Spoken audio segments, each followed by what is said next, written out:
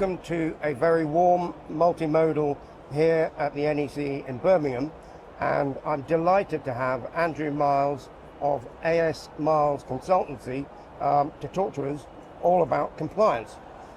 Andrew, how is the show for you so far? So far, been very good, very interesting, some great conversations, meeting some people, some friends old and new. So yeah, great. Brilliant. Well, let's crack into compliance. First question, where does compliance start in an organisation? Compliance, when it's done properly, always starts at the top. Starts at the head, the controlling mind, and filters through the organisation. If it doesn't, there is always a failing somewhere. It needs that lead from the very top to embed it all the way through. So what are the common errors that are made in relation to compliance by businesses in general?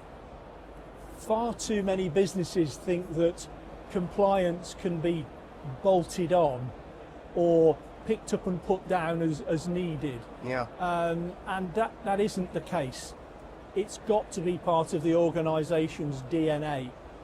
Otherwise, things will come awry, come unstuck, or the regulating authorities will come and inquire of you just when your guard is down, shall we say.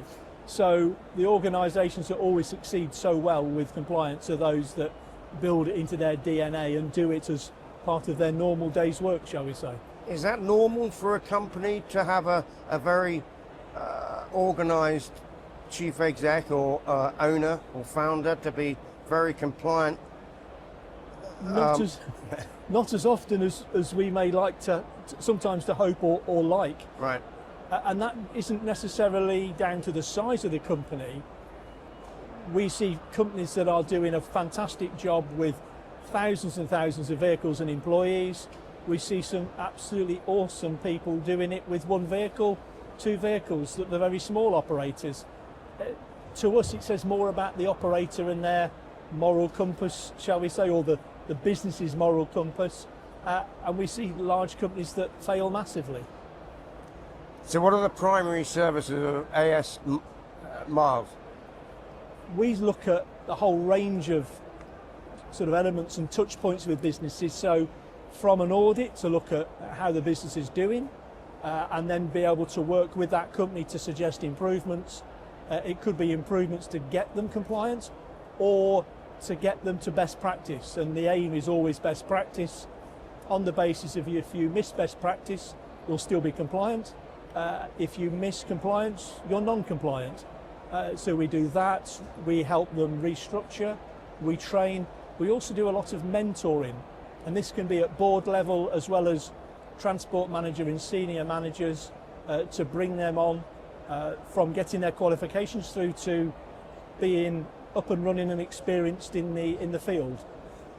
I mean, compliance always seems like a bit of a cost centre for a lot of companies. Yes. I'm wondering where the real benefits come in.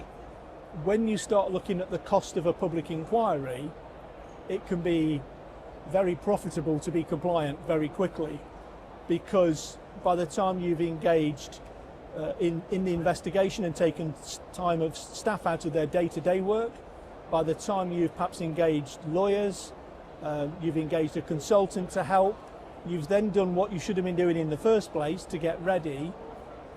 Then there's also, because it's a public inquiry many of the times, you get that reputational damage that it's a publicly published notice and everybody knows that you're in trouble. That can affect share prices, it can affect your client's confidence in you, potential contracts damaged we've seen from this. So there are more than the obvious costs to being non-compliant. Yeah. It can get very, very expensive. By building it in, you can build up efficiencies that can save lots of money by doing it correctly. So a good compliant operation should pay for itself by the nature of being compliant.